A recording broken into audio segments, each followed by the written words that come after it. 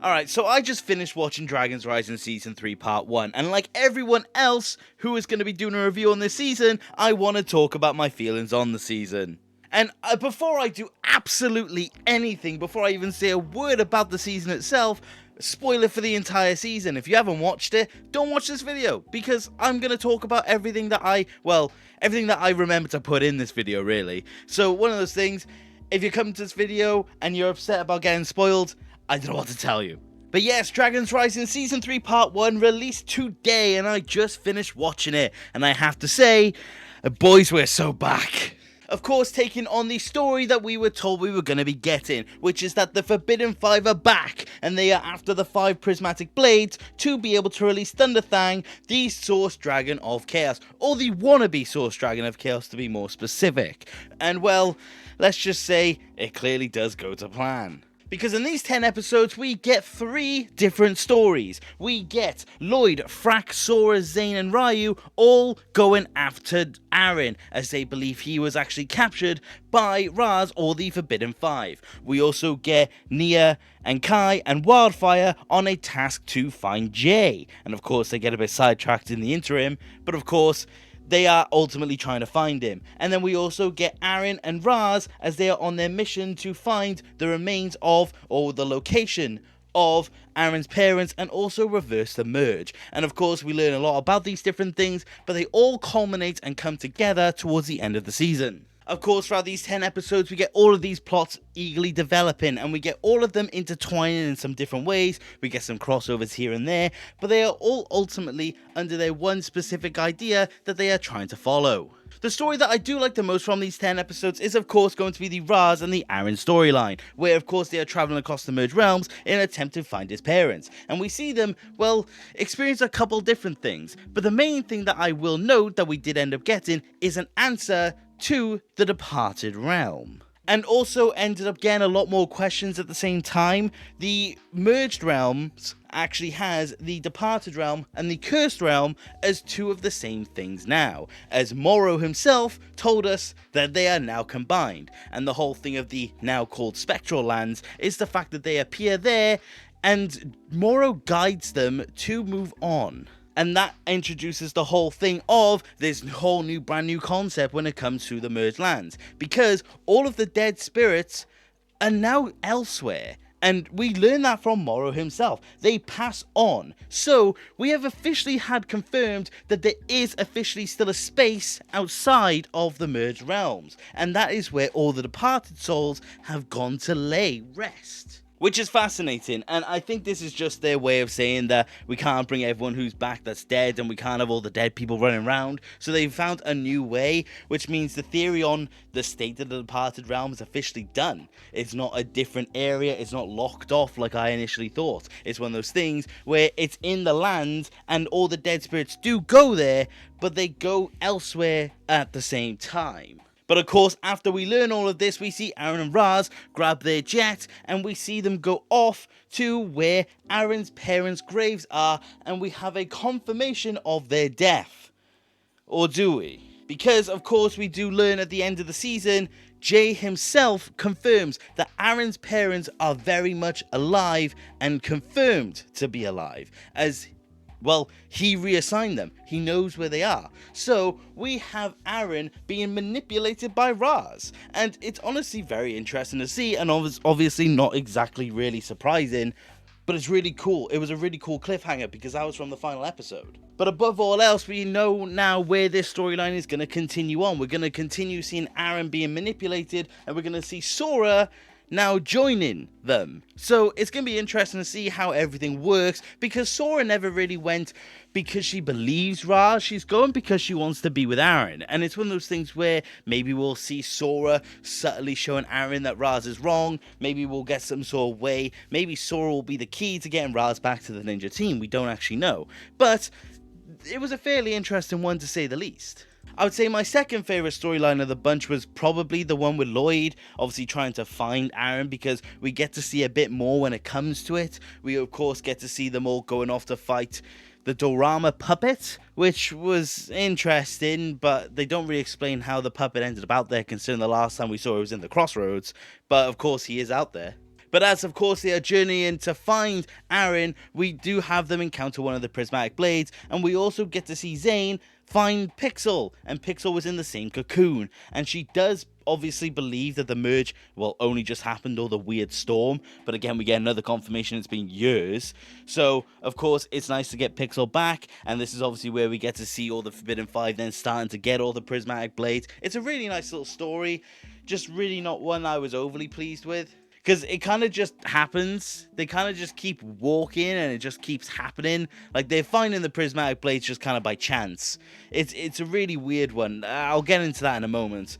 But of course, we get then to see Zane upgraded, and we get to see them carry on their journey. And of course, it all culminates where they join up to fight Thunderfang. And then obviously you have the third story, which is, in my opinion, the least favourite.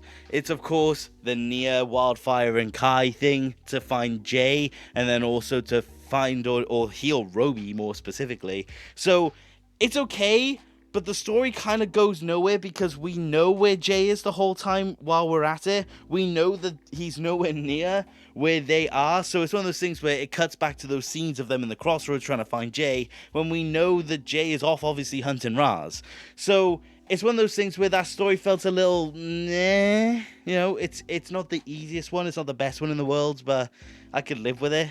And of course, there was one storyline not mentioned, and that's because we don't really get it. And that is, of course, the one of Cole, and I will bring up Cole more specifically in a minute. But Cole goes off to the Land of Lost Things in an attempt to find Aaron, I think it was, or find Jay.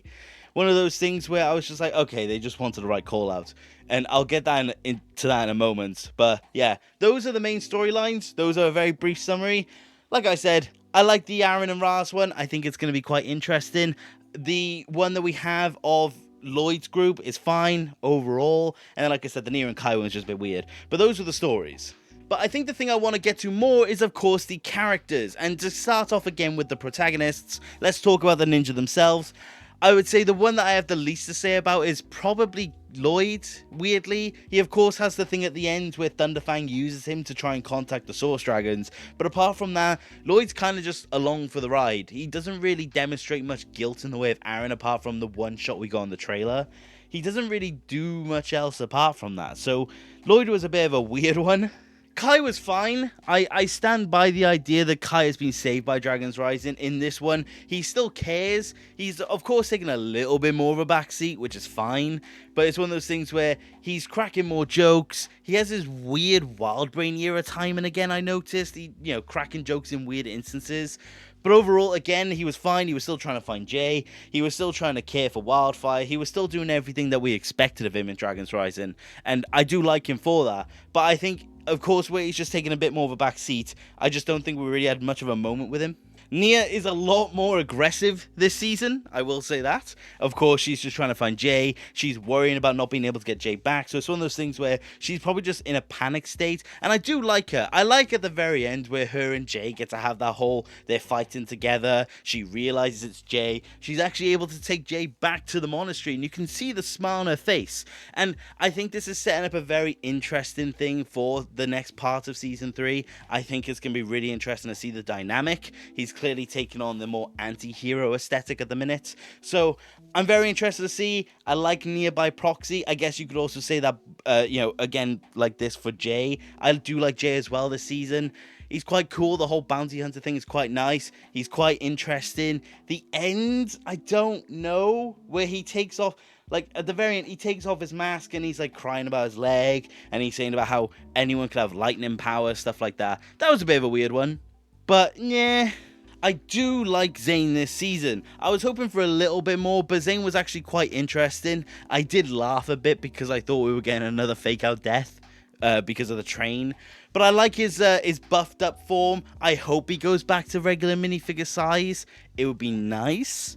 But it's one of those things where he's still quite cool. I like that his mech was actually real. I like all those little aspects. And his moments with Pixel is absolutely amazing. The scene where they're adjusting the prismatic blade is really nice. The scene where they're just building together, where they're finishing each other's sentences, making plans for the future. Really nice. Honestly, overall, Zane has done really well this season. So, very happy with that. But then, like I said, you get to Cole, and he was written out. He was written out of the season. He had nothing to do. So I'm a bit gutted. I really am. I wish we got more for Cole. He got like a couple lines at best. So it's one of those things where I was just a bit overall disappointed. Nah, why couldn't they do more with him, please? Why not? Like, he could have just, even if he was just there for the ride at that point, because to an extent I kind of feel that way about Lloyd. But it's one of those things where they just wrote him out completely. So I was a bit disappointed there. But overall, the Ninja team did fine. Next up, I'll say about Aaron and Zora. Aaron is great this season. I think the contradictions in him, I think the weird need that he has to protect Raz is really interesting. The fact that he's being manipulated by Raz, of course now we have concrete evidence that he is being manipulated.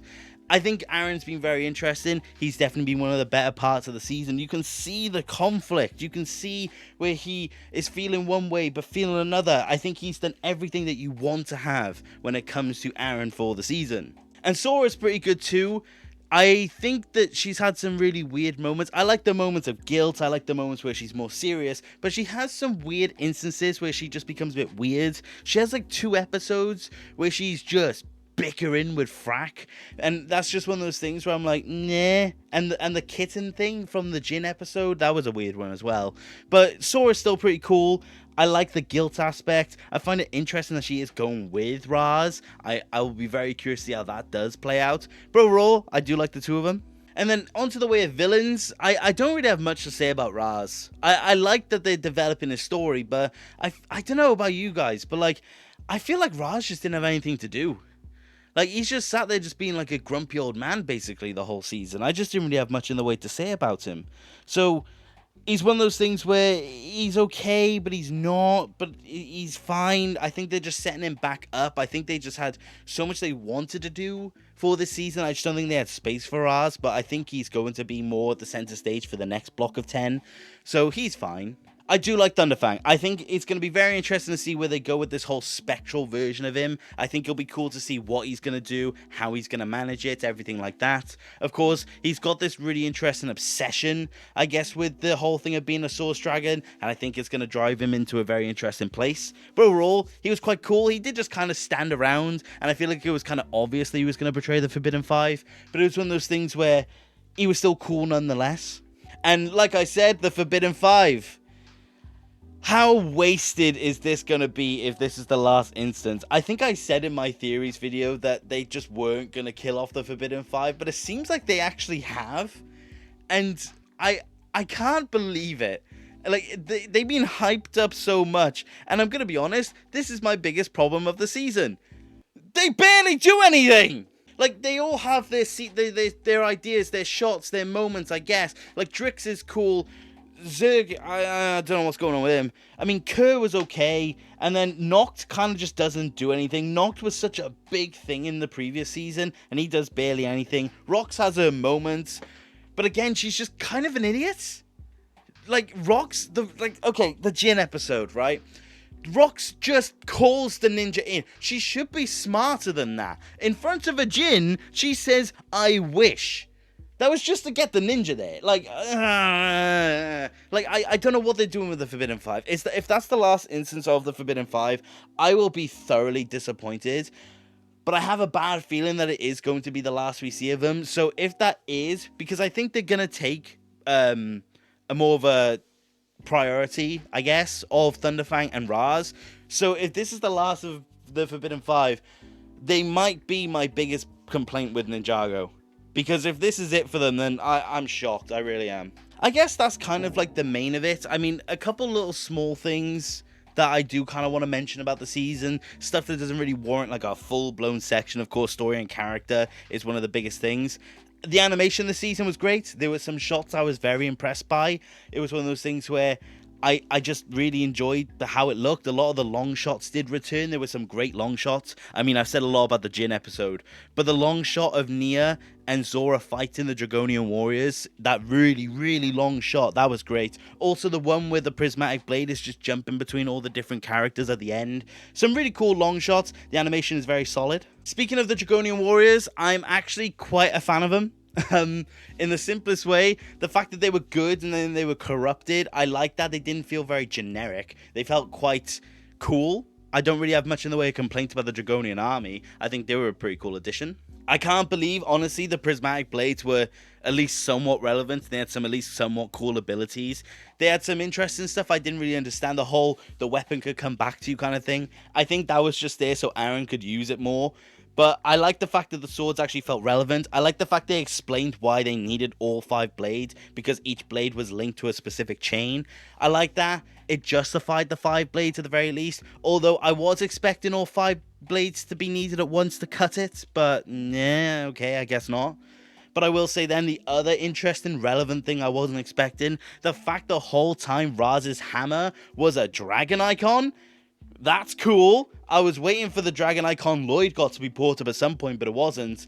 But that was cool. The fact that Raz's hammer is the dragon icon of strength, that is really interesting. And also, I feel like everyone who thinks that the Source Dragon of Strength is Raz's master, they're probably feeling very vindicated. I do now kind of believe that it is him, but nah. But overall, it's cool to see that the dragon hammer itself was actually quite interesting and also relevant. And I guess the last thing is just that, like, it's cool to see the world just continuing to be expanded on. Like I said, finally getting Moro back was nice. We got a couple of one-off characters, which was also nice. They also just didn't stay their welcome, which was a nice thing. Like, we got a shot at Dareth, which was nice. We got a shout at Fugidove, which was nice. But they didn't overstay, which is a really nice thing to see. And overall, some interesting little side bits. But like I said, the world itself just continues to expand, which is just really nice to see. And I guess the final thing is that, like, I was just surprised that we didn't get any mention of Wu whatsoever. I think that was honestly really interesting to see. And, well, if it's not this season, I guess it kind of has to be next season now, because I honestly would have bet that we would have had him back. But unfortunately, it wasn't. But apart from anything that I'm potentially forgetting, I'll answer any questions in the comment section. That's everything I wanted to say about when it came to Season 3 Part 1. And overall, this was a really good season. I'm really happy with how this season ended up. And honestly, it was quite worth the wait. Hopefully not as long for Part 2 as it was between this one and Season 2 Part 2. But honestly, overall it's pretty good. Do I think it's better than Season 2 Part 1 or Part 2? I don't know. I'm going to have to think about that one. I will mention that in a future video. But I will say it's definitely up to the standard. And Dragons Rising continues to be one of the best seasons, or one of the best eras we've ever had of Ninjago. But that is about everything I want to say about the season so far. I want to let my thoughts linger a little more. I will talk about the season more in depth in the future videos.